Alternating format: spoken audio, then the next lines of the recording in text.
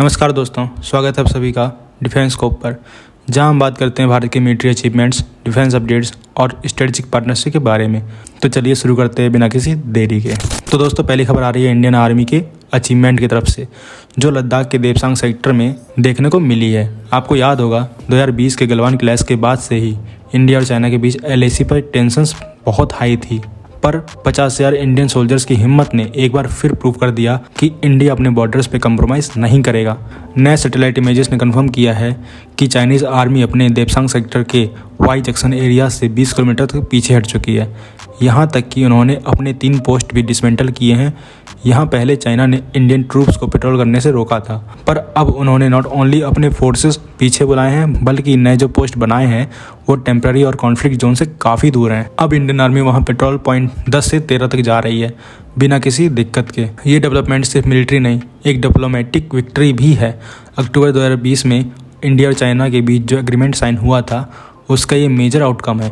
Army के officials ने खुद वेरीफाई किया है कि अब इंडिया उस एरिया में वापस अपनी प्रेजेंस इस्टेब्लिश कर रहा है। दोस्तों, ये प्रूव करता है कि अगर रिजर्व स्ट्रांग हो और इंडिया का स्टैंस क्लियर हो तो इवन चाइना को अपनी स्ट्रेटजी बदलनी पड़ती है। तो दोस्तों, अगली खबर पे चलते हैं, जो कि पाकिस्तान की तरफ से आ रही है। तो दोस्तों, पाकिस्तान और चाइना की दोस्ती में अब पतंग नहीं कांटे उलझ गए हैं। ग्वादर पोर्ट का स्ट्रेटजिक यूज करने का पाकिस्तान का सपना एक और धोखा बन गया है। अब सुनने वाली बात यह है कि पाकिस्तान ने चाइना से मांगा न्यूक्लियर सेकंड स्ट्राइक कैपेबिलिटी, मतलब अगर हमें पहले उड़ा दिया जाए तो बदला लेने का जुगाड़ भी दे दो। लेकिन भाई साहब, चाइना ने सीधा ना भाई, ये तुम्हारे बस की बात नहीं बोल दिया है। पाकिस्तान सोच रहा था कि ग्वादर पोर्ट का लालच देकर चाइना से ये न्यूक्लियर सबमरीन और मिसाइल ले लेगा, लेकिन क्या हुआ, बैठक में बैठ गए। पाकिस्तान का न्यूक्लियर का सपना चाइना ने बिना गिफ्ट रैप के रिटर्न कर दिया है। और आयरनी ये है कि ग्वादर पोर्ट, जो एक समय CPEC का ज्वेल समझा जा रहा था, अब उनके तुम दोस्त नहीं दुश्मन हो टाइप के रिलेशन का सिंबल बन गया है। पहले कहा गया कि ये पोर्ट चाइना के लिए अरेबियन सी में एक मिलिट्री बेस बनाएगा, लेकिन अब चाइना पाकिस्तान के हर डिमांड को इग्नोर कर रहा है। अब ये भी सोचिए, पाकिस्तान को बस एक पोर्ट को ऑपरेशनल बनाने में कितनी प्रॉब्लम्स आ रही हैं। चाइना के प्रोजेक्ट्स मिलिटेंट अटैक की वजह से कॉन्सिस्टेंटली रिस्क में है, और पाकिस्तान खुद आर्थिक उथल पुथल, पॉलिटिकल इनस्टेबिलिटी और मास प्रोटेस्ट में उलझा हुआ है। भाई, न्यूक्लियर मांगने के लिए पहले अपने देश का बैलेंस शीट तो देख लिया करो। सुना था ना, छोटा मुंह बड़ी बात। बस ये पाकिस्तान चाइना की पार्टनरशिप का असली हाल है। ग्वादर पोर्ट पर मिलिट्री बेस बनाने की बात छोड़ दो, पहले जमीन पे एक सही फंक्शन की पोर्ट बना के दिखाओ। और न्यूक्लियर मांगना, भाई साहब, ये कोई समोसा या चाट का ठेला थोड़ी है जो चाइना फ्री में दे देगा। फाइनली ये पूरी कहानी एक रिमाइंडर है कि पाकिस्तान चाइना की दोस्ती सिर्फ दिखावा है। असल दुनिया में हर कंट्री अपना ही फायदा देखती है। पाकिस्तान अपने कार्ड्स खेलने की कोशिश कर रहा था, पर लगता है अब उनके खेल में किंग ही नहीं बचा। दोस्तों, अब बात करते हैं एक और ब्रेक थ्रू की, जो हमारी इंडिजिनस डिफेंस कैपेबिलिटीज़ को स्ट्रेंथन कर रहा है। ADA यानी एरोनॉटिकल डेवलपमेंट एजेंसी अपने आयरन बर्ड टेस्ट फैसिलिटी को ऑपरेशन करने वाली है। अब आप सोच रहे होंगे कि ये आयरन बर्ड है क्या। सिंपली शब्दों में, ये एक फुल स्केल मॉकअप है जो तेजस MK2 के हर एक कंपोनेंट और फंक्शनैलिटी को स्टिमुलेट करेगा। ये एक बहुत एडवांस फैसिलिटी है जिसमें एयरक्राफ्ट के कॉकपिट, एवियोनिक्स और फ्लाइट कंट्रोल सिस्टम्स का पूरा सेटअप होगा। इसका पर्पस है कि तेजस MK2 का पहला फ्लाइट टेस्ट करने से पहले हर सिस्टम को ग्राउंड पे थॉरोली टेस्ट किया जा सके। एक 6 degree of freedom flight dynamics simulator भी है जो रियल टाइम डेटा प्रोवाइड करेगा, ताकि इंजीनियर्स और पायलट्स दोनों एक्यूरेटली एक्सेस कर सकें कि एयरक्राफ्ट का रिस्पांस कैसा होगा। रिपोर्ट्स के अकॉर्डिंग पहला तेजस MK2 2025 के एंड तक रेडी होगा और इसका मेडन फ्लाइट मार्च 2026 में शेड्यूल्ड है।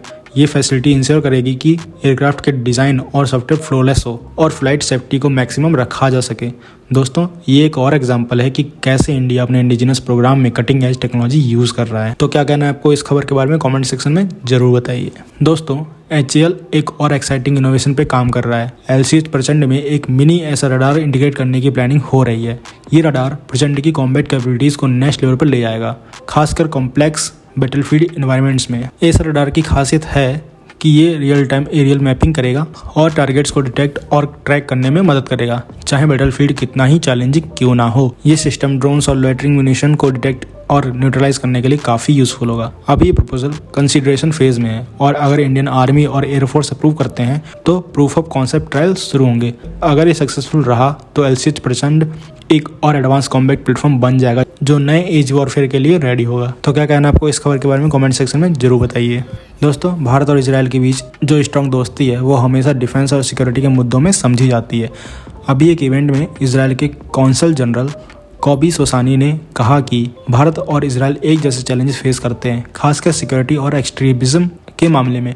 उन्होंने बांग्लादेश में हिंदू कम्युनिटी के अगेंस्ट हो रही वायलेंस को भी स्ट्रांगली कंडेम किया। सोसानी ने यह भी एम्फेसाइज किया कि एक स्ट्रांग आर्मी के बिना एक स्ट्रांग इकोनॉमी सस्टेन नहीं की जा सकती। दोनों कंट्रीज का फोकस हमेशा से ही इनोवेशन और स्ट्रेटेजिक कोलैबोरेशन पर रहा है, चाहे वो मिलिट्री टेक्नोलॉजी हो या काउंटर टेररिज्म ऑपरेशंस। भारत और इजराइल के बीच की पार्टनरशिप दोनों कंट्रीज को ग्लोबली और स्ट्रांग बनाती है। तो क्या कहना है आपको इस खबर के बारे में कमेंट सेक्शन में जरूर बताइए। दोस्तों, इंडियन एयरफोर्स के कॉम्बैट स्ट्रेंथ को और ज़्यादा स्ट्रॉन्ग करने के लिए एक बड़ी डेवलपमेंट हुई है। मिनिस्ट्री ऑफ डिफेंस ने HAL को 13,500 करोड़ रुपए का कॉन्ट्रैक्ट दिया है 12 SU-30 MKI जेट्स की डिलीवरी के लिए।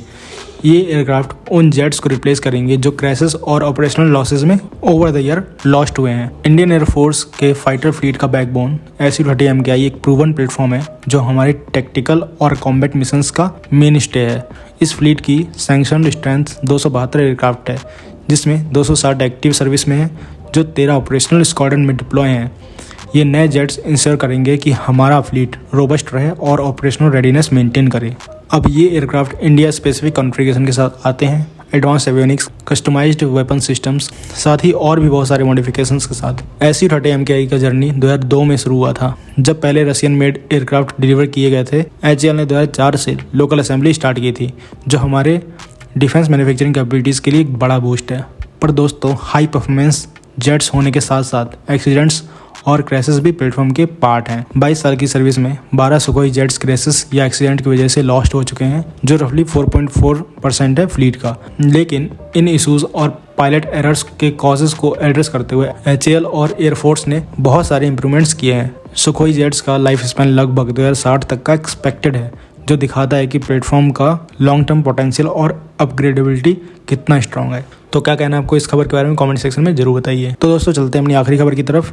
तो navy chief admiral DK Tripathi ने कंफर्म किया है कि इंडियन नेवी एक 1500 kilometre long range hypersonic anti missile induct करने वाली है। अब ये सुनने में एक गेम चेंजर लगता है और है भी।